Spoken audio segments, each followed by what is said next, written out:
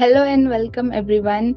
This is the 13th episode of TLB Author Interview Series, and we have a very talented author here with us, author Sonali Raje. So, ma'am, thank you so much for joining us. Thank you. Thank you for having me. So, could you please start by introducing yourself to our audience and a little overview about the book?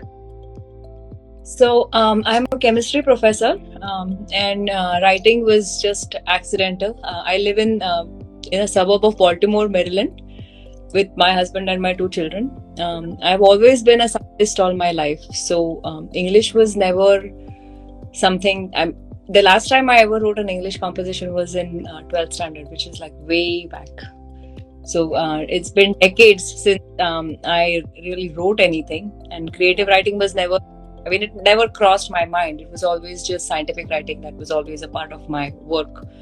But I am an avid reader, and I do read a lot of books of all genres.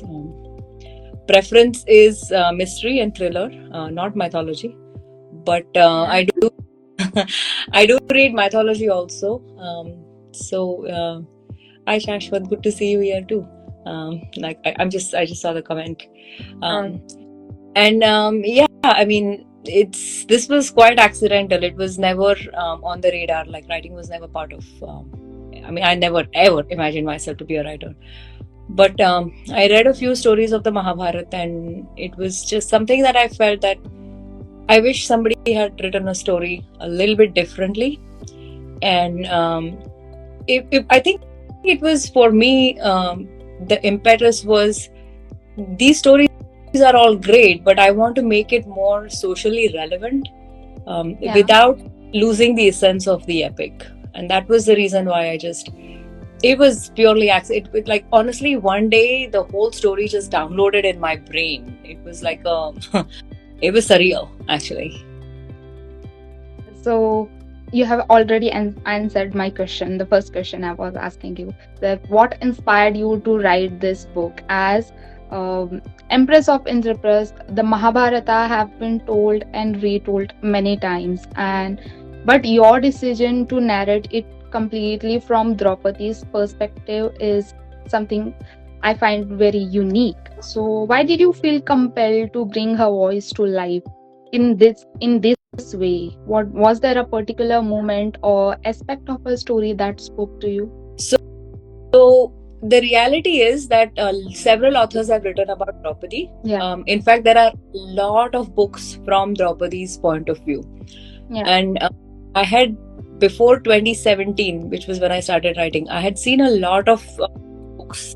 I think I'd read almost all of them. But I felt that there was something lacking because most of them either focused on her relationship with her husbands or how she stood up for herself. But there was nothing, at least in my reading, which showed that, the women's camaraderie. When you want to write a woman, you also want to not only write about her own struggles, but how she helped other people, other women around her, who may or may not be necessarily as empowered as she was. And one of the things was, I think that was the main thing. Like there's so much friction between the women of the epic, which was necessarily true in the original, like the Vyas Mahabharata. And I wanted to bring out that perspective, but at the same time, I wanted to make it very like socially relevant. Because if you look at the original epic, right, in the Vyas Mahabharata, Draupadi doesn't fail to string. Draupadi doesn't insult Karn during her swayamvar, but that is the popular narrative. Like वो उसको बोलती है, मैं सुपुत्र से शादी नहीं करूँगी. But in the original Vyas Mahabharata, it is shown that Karn actually participates in the swayamvar, and he fails to pierce the eye of the fish. So he basically is not successful in the task. I think over a period of time, that narrative has changed, and it is shown that she insults him and she prevents him from taking part in the swayamvar. But the reality is, in those times, there was no caste system. There was a varna system where you could basically, it was on the choice of your occupation. I know I'm talking a lot, so if I'm, मुझे वो आदत है, एक बार बोलना शुरू कर दिया तो 1.5 घंटा प्रोफेसर हूं ना, तो बोलती रहती हूँ. It's fine. It's completely fine. I'm really enjoying.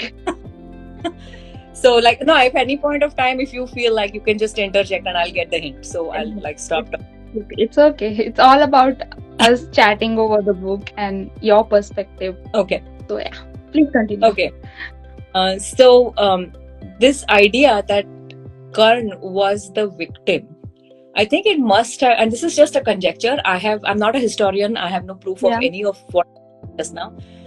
But at some point of time in society, there was caste system. People were considered as untouchables. And a lot of times, people say that the epics are sacrosanct, like you can't touch them. But I think, this is my opinion again, that unless the epics are made relevant to society at that point of time, you can't just pray to God. And भगवान को कोई भी pray करता है, कुछ भी करता है, you can't just pray to God and go and massacre people outside. And that's to me, that's just not okay. Because is you don't really believe what you're doing. You're just parroting some lines. And I think the narrative for Karn came about because there was this need for a change at that point of time. वहां पे ऐसा हुआ, people like really had persecuted quite a lot based on their work.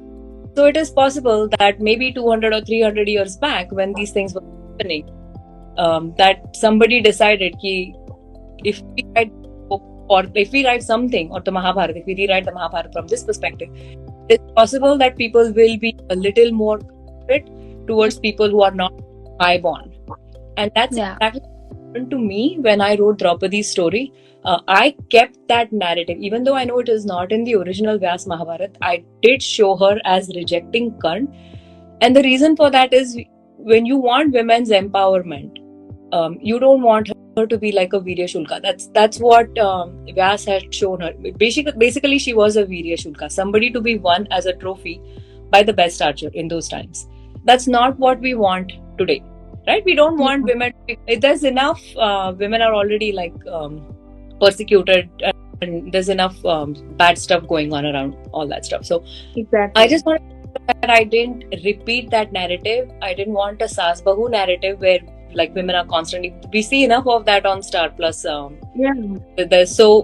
I just wanted to like give some different perspective. But Draupadi she had a good relationship with all the women around her, and she had the say in her own wedding. It was her Swayamvar after all.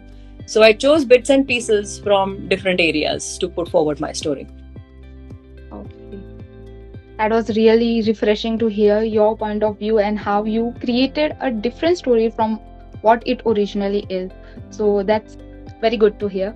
So your book blends mythological and historical elements seamlessly, but you have also given Draupadi a perspective that has a hint of modernism. So how did you balance the weight of tradition with the need to make her story more relatable or resonating to the contemporary readers? Did you ever find it challenging to make a character relatable while staying true to the epic?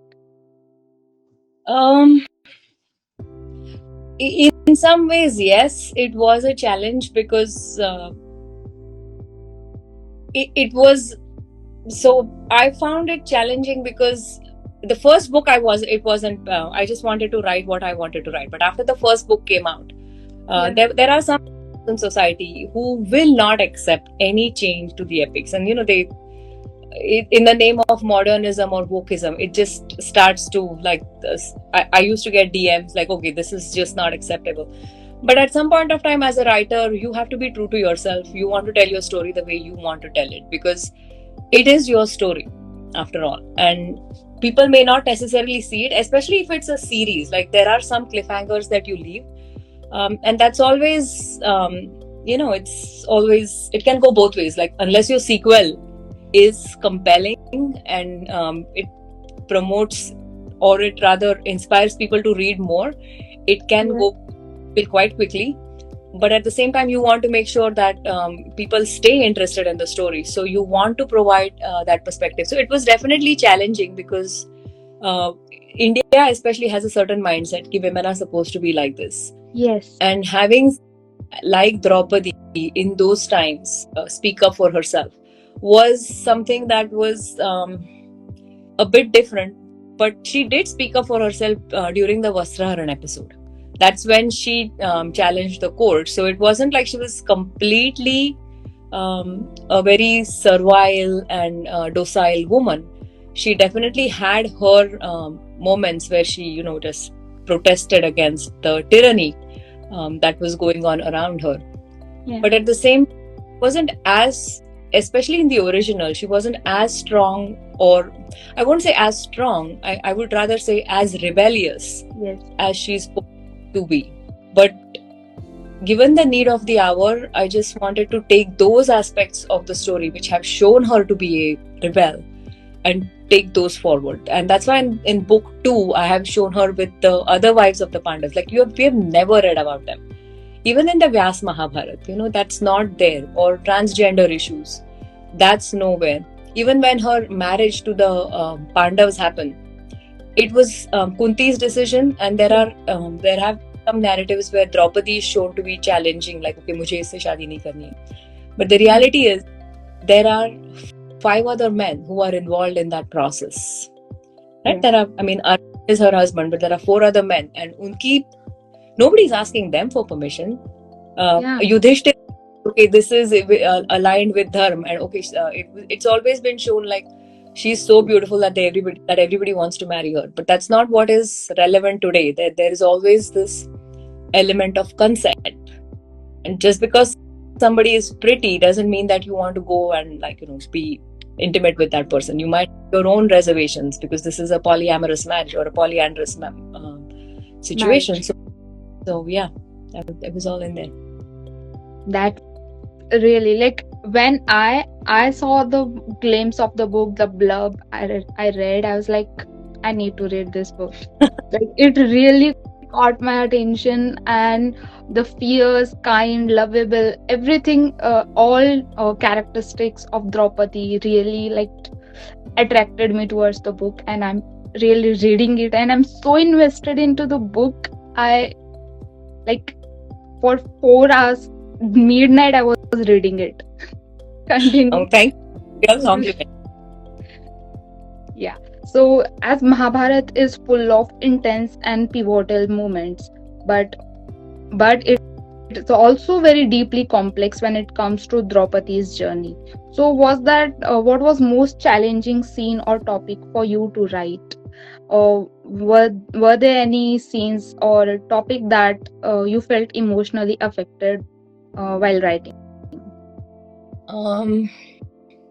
So emotionally affected, I think among the books that have been released, I definitely felt most affected during the actual Vastraharan scene, and the way I have penned it, where she's going through this, she's trying to hide all the menstrual blood stains. She's actually hurting herself so that she can get more blood out of her body, so that she can put it on her sari, so that everybody doesn't see the blood stains on her sari as she's being dragged and dragged into the court. And how she decides that the change of emotions from grief and self-pity to anger, and this intense decisiveness where she says, I am going to not only stand up for myself, but I'm also I'm not just Yudhishthir's queen, right? I am the empress of the land. So I have to not only protect myself and my husbands, I also have to protect my kingdom. So those dramatic changes of emotions, which is literally a roller coaster. So that was quite intense even while writing for me. Yeah, I completely get it. Even when I am not a huge fan of mythological fictions, but I have seen some episodes of the original Mahabharata on television, so I can completely relate to you in that case. So if you had a power to rewrite one event in Mahabharata or to change Draupadi's fate, which moment would it be and why? Wow, this is a very, very interesting question, and nobody has ever asked me this before. Oh. My goodness, absolutely amazing. It's something I'm really curious about because I myself think that what could have been changed in a story.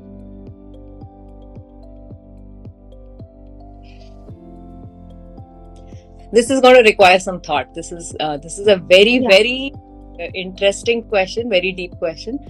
What would I change?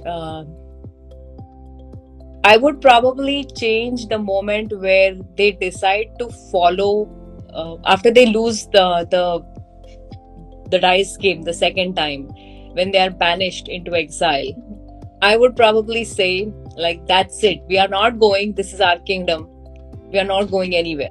And yes, we are breaking the rules, but you have already broken so many rules of the dharma that your perceived dharma, right, where Bhishma is silent, or where everybody it's basically they've cheated them out of their rightfulness or their rightful property.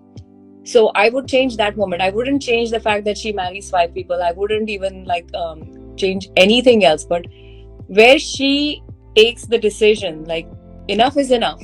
I'm not going to follow my husbands just because Yudhishthir is the emperor. I am also the empress of the land, and this is my decision. Do what you want. We are not going anywhere. We are not going into exile. We are not, or even in book 3, where I have shown that she goes with her husbands for the second invitation. That's the part I would change. I wouldn't change anything else, because it, in a way, if I feel like if anything else is changed, it would kind of demean her, or rather make her less empowered.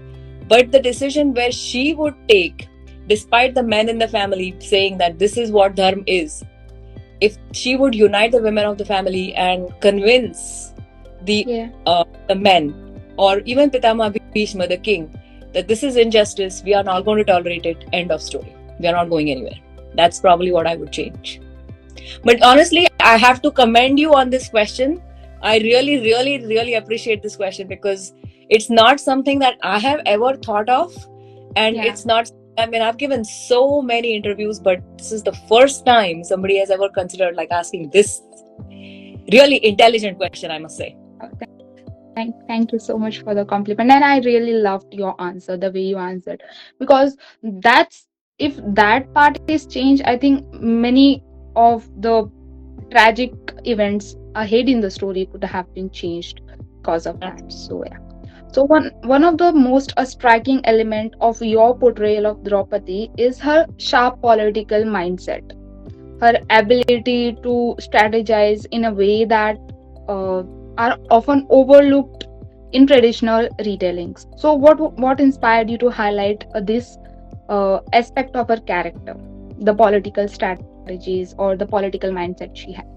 So she was always she was the treasurer of Indraprastha. She was very financially savvy, and she knew exactly what was going on in her kingdom. She was, she made sure that everybody had enough while giving out the rations or the money and everything. Now, what I have seen in the past is people say they are banished to Khandwaprastha, and then Krishna helps them, and then suddenly everything is this hunky-dory, nice. There is no transition in how they actually take that barren land and make it into such a successful empire. And for that, the Pandavas are shown to be fighting the battles, right? So there is always this bloodshed, but there is to raise a kingdom or to raise an empire, to raise a country for that matter, you have to have a strong economy. Yes. And because she was the financial, I would say, this CFO in modern terms, because she was the CFO of Indraprastha, it became important for me to show how she made that happen, right? It's not just, okay, she did it. It was more of the show. Don't just tell, but show how these things happen. Because there is a refugee crisis, there is an immigrant crisis, when all these wars are being fought. They don't have anything in the land to begin with. So how they get these resources, how they make them grow, all those strategies, and it wasn't just her, like how several people come together to make that happen. That was one of the key aspects for me to make sure that I differentiate my writing compared to others, and not only just show her as a politician. Where so initially there is no quarrel with the Kurus. She does, when she comes in as a new bride, she and Sahadev kind of like suggest, you know, let Duryodhan have his kingdom and let there be party. We can have our own land, so everybody can flourish. So that was the initial political strategy of Draupadi and Sahadev. Yeah. And in the second one, once they are banished, you have to face reality. This is what you have. You have to make do with the best, and you have to do the best you can with what you have, not with what you want. And that's when she develops all these financial strategies. But in book 3, where it's again, life has given you lemons. You have to either make achar or lemonade or something that you can use, instead of just don't pour it in your eyes and like cry all the time, but do the best you can with what you have. So when they are banished, when she's forced to take up the sword, I wanted to show her as not just a weeping, whining, wailing person, but also as somebody who, okay, this is what life has given us. I have to stand up for myself and others. And she's already a very accomplished swordswoman. She's also a very accomplished swordswoman. So she just has to take that further. The comments are really interesting. Poha is also an excellent alternative. So yeah, simple lemons are also good. Yeah. So that is commendable how you represented her, that perspective, the political strategies and mindset she has, and how she expressed it very well. So your book cover, the back cover of the book, mentions a fascinating and unconventional perspective where Draupadi advocates for partition of the kingdom that would allow Duryodhan to become the lawful crown prince of Hastinapur. So this is such a fresh take. Why did you choose to explore this political dimension of Draupadi's character? What inspired you to were you inspired by any historical or mythological references? No. Okay, hold on. The book series is Empress, so there was a question, so I was just quickly going to Indraprasth. This is book 1. This is book 2, Building an Empire, and this is book 3, where Draupadi is the fighter, okay, with a sword in her hand. So so to answer your question, why did I choose that aspect? Was it partition? Why they choose partition? Honestly, it was more about equity. And when there is a scene in the book where she and Shikhandi, or when she is talking to the Pandavas about what needs to be done now that they have had these numerous murder attempts on them, and why not just mutually have a amicable solution instead of constantly fighting. He gets what he wants, you get what you want, and then everybody is happy. Ultimately, it's 2 members of the same family. So it is possible that we can separate and have peace. Now, the issue of partition is such a weighty one. I just wanted to make sure that I gave it its due. So there are some people, or there is Bhim, and there is, the other Pandavas were against it because they were like, okay, why should we separate? Because all of this belongs to us. Our father expanded the kingdom. Duryodhan is not even the rightful crown prince because his father is just a regent. He's not the royal monarch. So there's these discussions that come up when something this monumental has to take place. I definitely wanted to showcase all that. So it wasn't a quick decision. They were discussing it for several years. And then the crafty way in which the Kauravas put forward this suggestion, like separate, just break this alliance, or like they didn't want Yudhishthir to be the ruler, because Duryodhan in the when they were in Varnavata, when they were presumed dead, Duryodhan had already established his rule, so to say, or his position in the kingdom. And she felt that he's already doing a good job. I mean, he's an able administrator. If this fighting stops, if he's not constantly trying to get the kingdom, maybe he can actually do something good for the people. And he was also educated. He had Pitama Bhishma, he had several people guiding him. So it's possible that he could actually be an able administrator. So let's give him that opportunity. We can also raise our own, if we are separate, we can do what we want, and then there will be peace. So that's the reason why I thought that having this partition dimension would be helpful. And it's, again, I wanted to write something that had not been written before. So I wanted to give her and Sahadev this thought where they would actually think of separating. Very good take, I would say. It's a fresh take. I haven't seen or heard about this before. So, yeah. So, Draupadi's life is a tapestry of triumphs and tragedies, from her Swayamvar to her polyandrous marriage and her humiliation in the court, her pivotal role in the Kurukshetra war, and everything. Her journey is really multifaceted.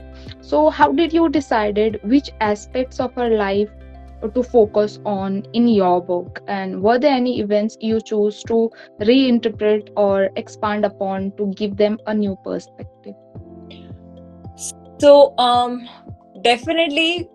So I think the aspects of her life that you mentioned, where her Swayamvar, her unique marriage, and also the Vastraharan, those are the pivotal moments of her life for sure. But those are all very well known, right? Yeah. That's it. It just seems to me like those are the bullet points of her life. Those are the salient features of her life, and a lot of times the focus is just on that. But the unique aspect that you wanted me to talk about was just this, like, of her domestic life.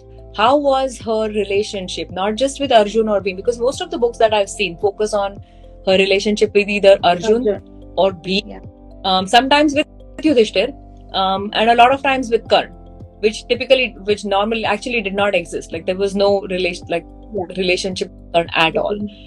But what had been touched upon was how she was with Nakul and Sahadev, right? And that aspect has not been done at all. Or her role as a mother, like how was she as a mother? How was she as a sister? How was she as a queen? How was she as a woman who interacted with the other wives of her husbands? All these things that have never been touched upon was something I wanted to explore in detail. And that's why it became a series. Like, I was originally thinking of just writing 3 parts, but as I kept writing about her relationship with almost every member of the family, and I have tried to stay true to the epic, because I've just focused on the parts of the epic which show her journey as she interacted, as it was most probable for her to interact with. I wanted this to be about the women, so I've tried to focus a little less on several men except her husbands. And yes, obviously there is like her relationship with Karn, because Karn is a pivotal figure of the epic. So I definitely wanted to like bring forth that. So those were all the unique aspects that I wanted to put forward. That's really, I think the parts you said are shown in every like most of authors show these events in her life, but the domestic life you said is no one has ever shown about how she is as a mother or a sister or a friend, actually. So that's really good to hear, and I'll be reading it in the future, so I'm preparing myself. So Mahabharata has been translated and interpreted countless times. So were there any specific versions or translation of the epic that influenced your writing?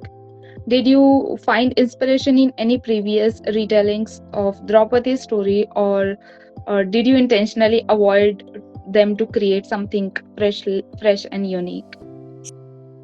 So my take is, unless you know what exists in the literature, you're not going to be able to create your own perspective.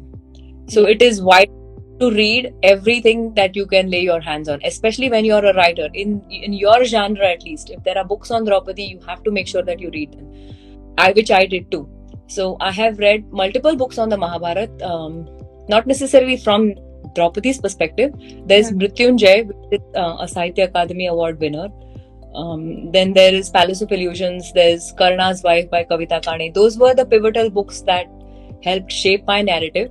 And because they diverge from the epic so much, in terms of Draupadi being invested in, especially for Palace of Illusions, which is, I love that book. I mean, the storytelling is phenomenal, right? Yeah. But it does digress from the central aspect, that where Draupadi is shown to be in love with Karna, which I don't necessarily agree with, but I just found that nevertheless, I found the storytelling fascinating, especially the last scene, and that kind of stayed with me. And there were so I had this dilemma, like you have this narrative where Karna is shown as a hero, and then you have this original part where he was technically the villain, so to say. I mean, I won't necessarily classify people as black and gray. I won't show him exclusively as a villain, but he was one of the he was the person who started her humiliation when he said like she should be disrobed. So there's this dichotomy where you want to make sure that you walk that fine line between staying true to the original, using other people's understanding what other people have contributed to the literature, taking all of that and creating your own effective narrative which can still appeal to people. It appealed to me, and I hoped that it would appeal to other people also. Definitely, it will, I guess. So your profession, you are a chemistry professor and a Fulbright scholar in US. So what inspired you to dwell into creative writing, particularly reimagining the Mahabharata? How did you manage to balance the demands of an academic career with the creative process of storytelling? So the storyline, like I told you very early on, the storyline, I had been reading several aspects, several versions of the epic. I've like the original, the Bhandarkar. There's a Bhandarkar Oriental Research Institute in Pune, which has several books, like thick volumes of different epics, and there are all these other narratives. There is Rajagopalachari's version. There's so many books on the Mahabharata, which I had read for a long time, but then on one fine day, I think it was serendipitous that I had gone for one of my I volunteer as in a geriatric center, in an old people's center, where we just help them out like with whatever they need, like grocery shopping, anything, basically taking them out, just talking to them. So at one point there was this incident which I can't tell you just now because it's kind of pivotal to book 5, so I don't want to reveal too much. But it was that incident. After I came back from that trip, I was just sitting, and I had to go pick up my son in like 5 minutes from his school. So I was just sitting under. In my family, we have a 100-year-old frame of Krishna. It belonged to my grandmother, and it came to me. So, wo jahan pe hai, I was just sitting under that, just quietly reflecting on what had happened in that incident that had happened right before when I came home. And this story kind of like just downloaded in my brain. As to, I don't know how it happened. It was almost like surreal. Like I had always been, because I had read all these different versions of the epic, some of it was always constantly going on in my brain. But on that one day, it just, the end of the story came to me. Not the entire story, but how the epic would end from Draupadi's perspective. That came to me, and then the picnic scene from book 1, वो दो चीजें दिमाग में आई, and then I just started writing. It just and when I started writing, it was almost like it was a dam burst, and I just kept writing. There was no intention to publish. I wouldn't feel tired. I didn't want to eat. I didn't want to sleep. I didn't want to drink. I just it just dhar. It was almost like ऊपर से कहीं तो आ रहा है, and I'm just the tool, I'm just the instrument that's just putting out those words. So that's how it happened. So the end came before the start. Yeah, absolutely. That's good to hear. Mahabharata is a cultural and spiritual epic with profound significance for the millions. So reimagining such revered text is, especially from Draupadi's perspective, is a no small feat. So were you ever concerned about how readers, especially those who are deeply rooted in traditional interpretations, might react to your take on the story? How did you approach the responsibility of staying true to the epic's value while crafting a fresh and proactive narrative? So, yes, I knew that there was no way I was going to please everyone. Honestly, when I started writing, because I had no desire to publish or there was no goal to publish, I just wanted to write the story based on what I perceive to be important in this day and age, like the women's empowerment part of it, or consent, even within a marriage, where you just because you're married to someone, you don't have you won't have unfettered rights over their body. Their consent also matters, and those things that have not been explored in the epic, because she's a wife of 5. How this would be playing out, it's a very unique situation. So how they managed their life, or how they divided their time. I mean, there was this aspect, it's in the original, where she was one husband's, like she would spend 1 year with each person. But even the challenges within that scenario, I wanted to definitely stay true to the epic, but I wanted to make it is already socially relevant, but gender equality, which was not very prevalent at that time, I wanted to bring forward that. Plus this concept of consent, which wasn't I just wanted to highlight those aspects which are relevant in modern society. Okay. So I have seen your book. Each book has a social issue bringing out in the light, and it's really commendable of you to bring each issue in each book. There are 3 or 4 issues, I think, in all 3 books, and we are definitely waiting to read and get the future books in the series. And let's finally talk about your future projects. So are you currently working on something new? Do you plan to continue exploring mythological historical fictions, or you're going to try something entirely different from this genre? What we readers can expect from you next? So at least right now, I'm focused on book 4. I want to make sure that I don't digest from this journey. I want to complete this. There are several bugs, if you like, दिमाग में घूमते रहते हैं कीड़े कि अरे ये करना चाहिए, वो करना चाहिए. This is a good thing to this would be a good genre to explore. But I haven't really given serious thought to exploring something completely different. I don't think I will continue with mythology. I think this was I've just poured so much into this that I'm kind of empty on the mythology tank for now. Once this book series is done, I will probably explore something else, but I don't quite yet know what. We're definitely rooting for you, whether you are going to continue with the same genre or any different genre. We are looking forward to your work. So, Sonali ma'am, thank you so much for joining us. It was really fascinating to hear you shedding light on this your creative process and these parts of your book. So, for all the people who stayed tuned, thank you so much for joining. This was it for today's episode, and until next time, everyone, happy reading. Thank you. You all have to go and grab the book from Amazon. It's there on Amazon. Go grab it and dive into it. You all are not going to regret it. Thank you, ma'am. Thank you for having me. I absolutely enjoyed our conversation. Really amazing conversation. I really enjoyed it. I was really nervous before because I haven't read any mythological fiction, especially the epics, retelling of the epics. So it was really good to hear from you. Thank you. Thank you very much. Okay, everyone. See you next time. Bye. Until next.